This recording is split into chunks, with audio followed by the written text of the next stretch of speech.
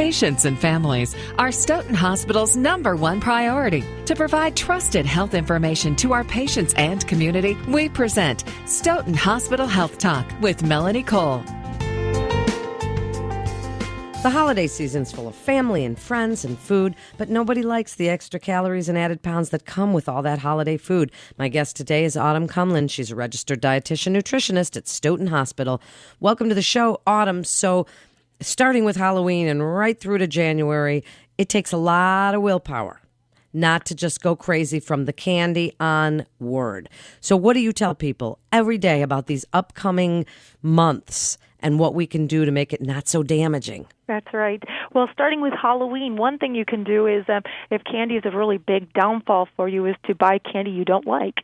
So if you really like chocolate, buy all those sweethearts and things like that if you're going to be handing it out for the holiday, or even buying non-food items like Play-Doh or coloring books or crayons or different things like that to hand out so that it's not impacting your calorie intake, and also you can feel pretty good about what you're giving out to children, and also helpful for children that have food allergies. So having those other options available.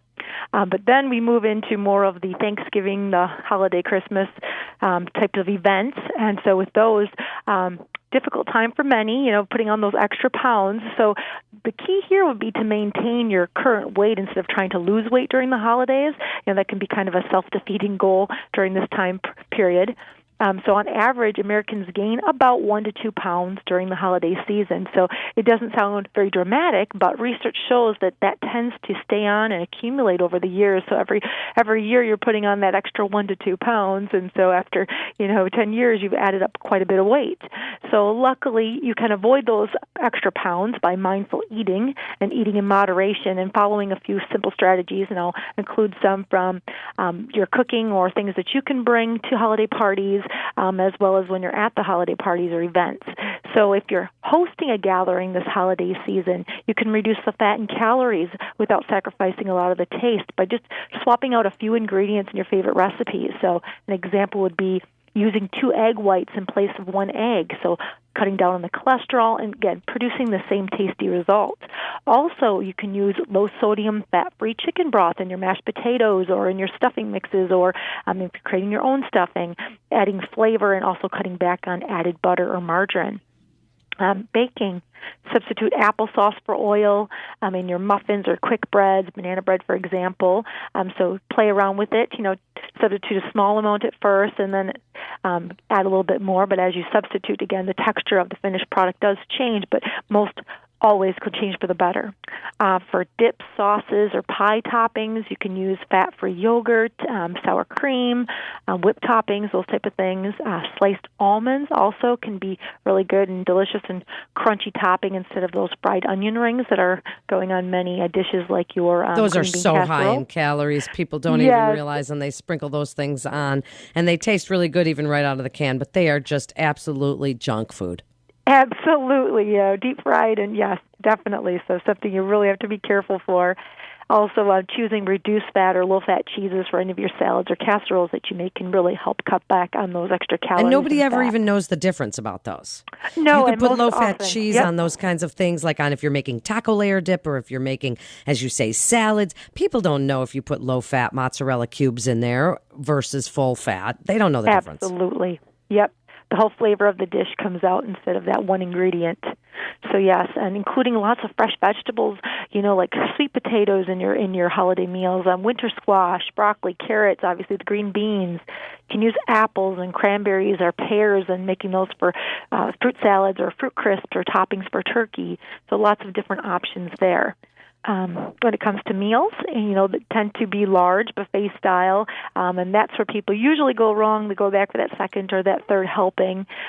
So one thing also is a common mistake people make is, thinking about a healthier thinking or perceiving a food as being healthy and eating too much of it. An example would be like a carrot cake, having too big of a slice or something like that.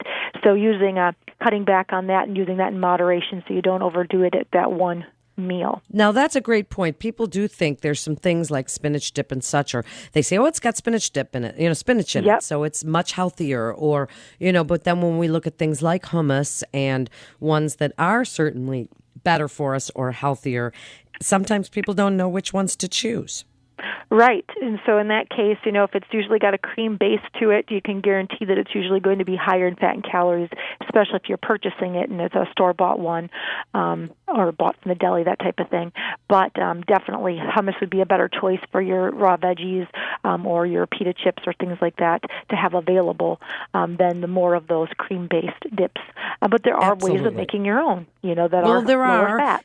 And so if you do make your own and you look up recipes with the cans of chickpeas or garbanzo beans and that sort of thing, you're using your own good olive oil. Yeah, sure, these things are all going to be less calories. But now let's hit the big one, Autumn, because we can eat all these different foods and we can try and do some of these really great tips, by the way, that you've been giving here today. And then there's our little friend alcohol, which kind of takes our inhibitions and throws them out the window. Plus, the calories that alcohol adds to these parties and makes it all festive and fun, but really can add up.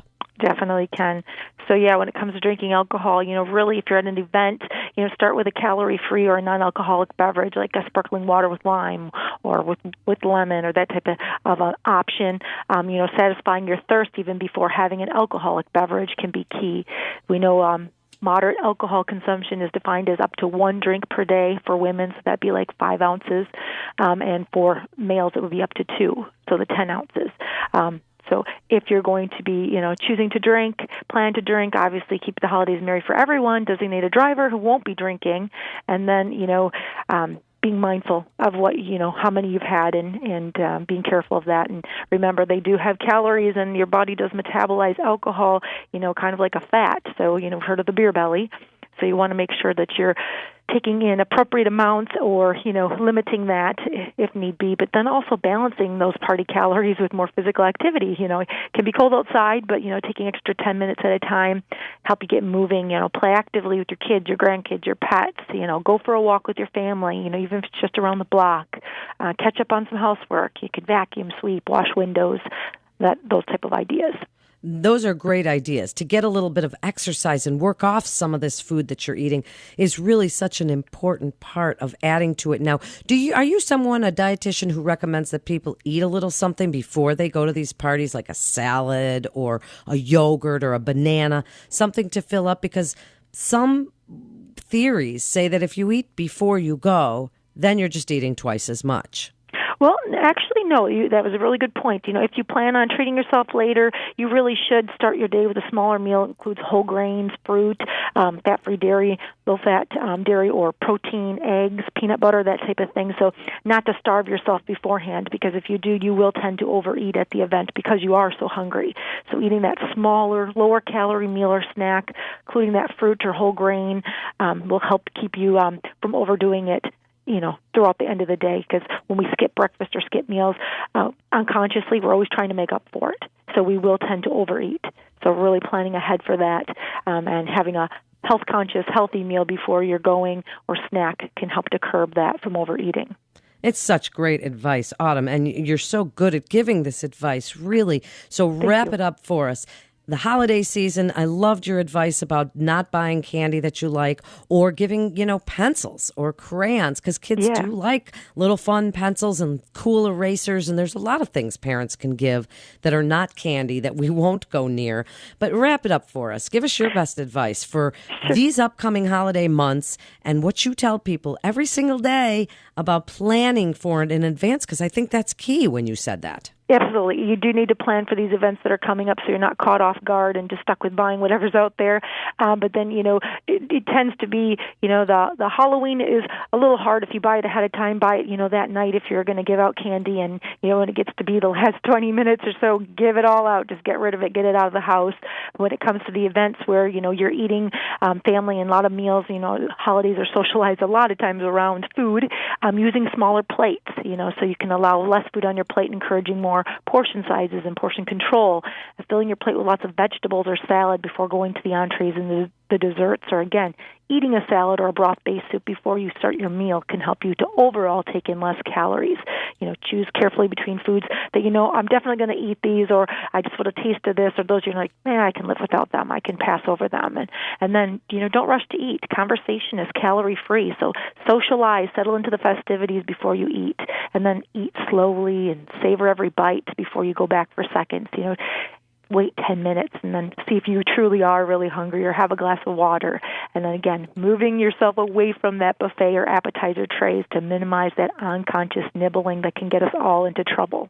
Wow, such great advice and so well put, Autumn. Thank you so much for being with us today. And we'll have you on again closer to the holidays to help us keep that good motivation going.